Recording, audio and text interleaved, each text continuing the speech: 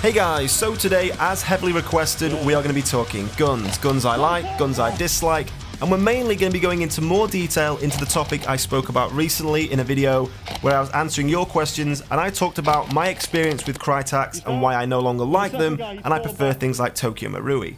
Now in that video we got a lot of comments, a lot of good discussion, people saying why they do like Krytacs, their own experiences with them, other people agreeing with me and saying they dislike them, and a lot of people just asking me to go into more detail as to my experience and why I had such a negative impression of Krytac guns. All that and some fresh gameplay in the background for you guys to enjoy, and some nice Tokyo Marui pistol gameplay towards the end as well, so hopefully you guys can sit back and enjoy the video. So for a lot of you guys who've been following the channel for a long time, especially people who have been here since I started playing Airsoft, will know for the most part I like to have one gun and just run one piece of kit I can get used to, I know exactly how it works, rather than collecting a whole range of different guns and never really getting used to one particular loadout.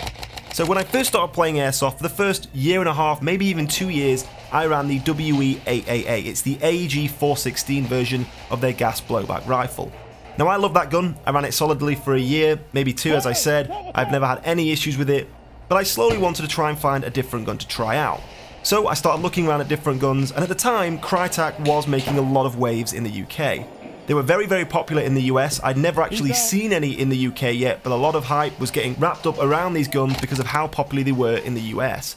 Now at the time they were only just coming across to the UK, only a few distributors did have these. I think I originally got mine from Pro Airsoft Supplies, and again, they'd ship them into the UK and they seemed to sell out really, really quick. So myself and my teammates all ordered the Krytac CRB, which is the carbine version of their Trident range. Now again, remember, this is the Mark I version of their Trident rifles. They only had just come to the UK. Now as soon as the guns arrived, we knew pretty much straight away we were going to have some issues. Mine, as soon as I picked it up, I could tell the buffer tube was bent and not pointing in the same direction as the rest of the gun. So as you shouldered the weapon, you couldn't actually aim very effectively. So as you'd expect, I contacted the retailer and they worryingly told me the rest of the batch were exactly the same, the buffer tube all being slightly bent to a different angle from the rest of the gun. So they took it back off me and offered me a replacement. But in the meantime, my teammate Ben also found a huge hairline crack running the entire length of his lower receiver. But rather than replacing the entire gun for him, they merely sent him a new lower receiver and expected him to put the gun back together himself. Now as well as that, our teammate Fles noticed his inner barrel was not only bent and warped, meaning his BBs flew off at completely random angles.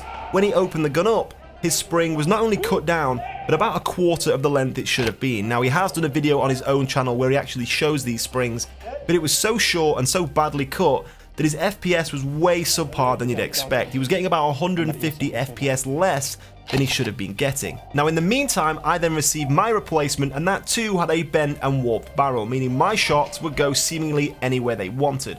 And the motor did seem a little bit underpowered and maybe not sat in the right position, which of course you may think all of these are easy fixes. I did sort the motor and I did replace the barrel, which gave me a much more accurate gun. But for a mid-tier gun that's meant to be a very good piece of kit and did have a lot of hype around it, we were very, very disappointed. And we all scrapped these guns, or at least sold them and moved on very, very quickly. Now of course, I am aware that this is probably an isolated incident, albeit happening to a few of us at the exact same time. But thousands and thousands of these guns are sold, and of course a lot of people are very pleased with them. When it comes to me recommending kit to you guys, I can only recommend guns I've tried. I'm never going to suggest a gun I've not held just because I've heard it sounds good. And if it is a gun I've had experience with and it's been bad experience, of course, I can only tell you my experiences. Now as I said, I know these guns are still very popular. Krytac is a very big airsoft make, especially in the US. I have a good friend called Asian with Hat who runs an airsoft channel, and he runs a Krytac, or a few Krytacs, all of them actually with BTC Spectre MOSFETs in, which is the same company who make the MOSFETs that I run in my Tokyo Maruis, and he swears by these guns. So of course some people do have great experiences with them. And of course, I am aware now that the Mark II rifles are out, and from you guys in the comments in the last video, overall, they seem a lot more improved. So I'm actually quite interested to get my hands on a Mark II, try it out, and maybe, hopefully, my impression of Krytac guns will change. But in the meantime, for me, it is still all about Tokyo Marui. And that moves us on to the next question I got a lot of guys asking in my previous videos. So as you guys all know, I pretty much run everything Tokyo Marui. This M&P pistol is Tokyo Marui, my Mark 18 in this video is Tokyo Marui, my new 416 Delta is Tokyo Marui, even my KSG shotgun is Tokyo Marui. So you'd think I like these guns as they are, but a lot of you guys have been asking, if you like them so much, why as soon as you get them do you seem to switch out the internals? Now that is partially true. The pistol and the shotgun are completely stock. I do always swear by these pistols. On the green gas market, I definitely think Tokyo Marui is the way to go. I've never had mine gas out on me. They seemingly run in all temperatures, winter, summer, no issues. This gameplay alone here I think is a great example of how good these guns really are. When it comes to my rifles, it is true I have done a lot of changes to them. Because of course it is no lie that out of the box Tokyo Marui aren't perfect guns. Because they come from Japan, they do come with a relatively low FPS, sub 300, which for a lot of players you will want to change. I myself did. Especially if you are in the US, that is a very low FPS, especially compared to the other guns they'll be running on the field. Now of course they also do come with a proprietary battery system, meaning originally they can only run the Tokyo Marui batteries. So a quick fix for that is actually putting in the BTC Spectrum MOSFET. Doing that, you're killing two birds with one stone. By fitting the MOSFET, you're massively increasing your trigger response and improving the performance of your gun, but the MOSFET itself also comes wired to DIN, so by putting one of those in, you completely remove your battery problem that you had at the start.